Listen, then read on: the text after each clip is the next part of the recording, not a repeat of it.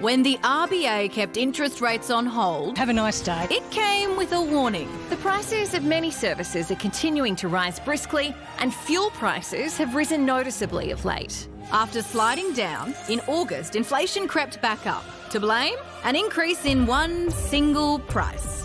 Petrol. Price. Pump it up. Why you Petrol. pumping? It's a matter of restricting supply. If there just isn't the oil available, the price goes up. Crude oil up after Saudi Arabia announced further voluntary production cuts at yesterday's OPEC meeting. I would have to call it the Saudi lollipop. Enter OPEC, the organisation of the petroleum exporting countries.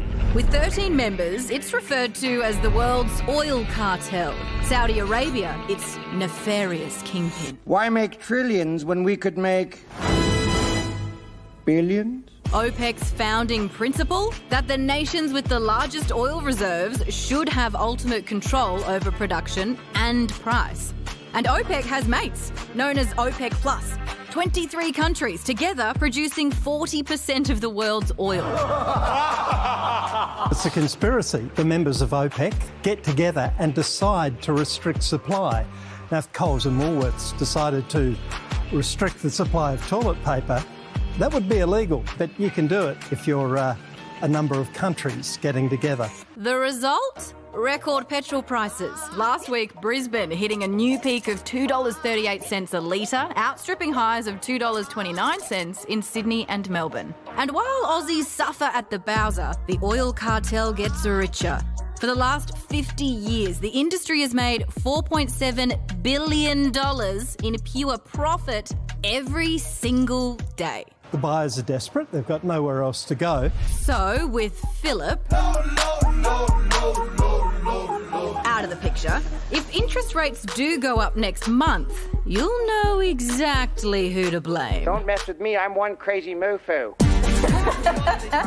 I think, those figures are astronomical. $4.7 billion of pure profit a day is eye-watering, especially when you consider that at the moment, especially for people here, you're trying not to spend money, and most people have been able to really cut back, but petrol keeps going up, which just means that everything else is going to keep going up, so it doesn't even matter. We're doing our best to save, but we're still going to end up spending more. Well, anything that requires transport. Yes. Food is among those things, and that's hard to avoid, I was surprised to learn today, actually, though, that we pay less for petrol than other countries to do with that, so you can imagine how bad it would be across Europe and so on.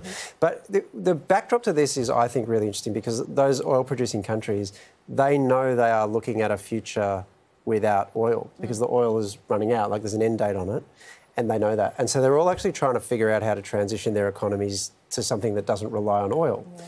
The tricky thing is, that's why you're seeing, for example, in Abu Dhabi, they're building Guggenheim museums and they're doing culture, and Saudi Arabia is just open for tourism and they're getting involved in golf and so on. So they're trying to look for what this thing's going to be. But in the meantime, you'd rather delay the oil running out as much as possible. And if you're in this position, isn't that what... Like, if Australia was in this position, that's exactly what we'd do, isn't it? We'd go, well, let's just restrict the supply. It lasts longer, we get more money for it. That's what's in the national interest. The only problem is it's this thing that makes the world run.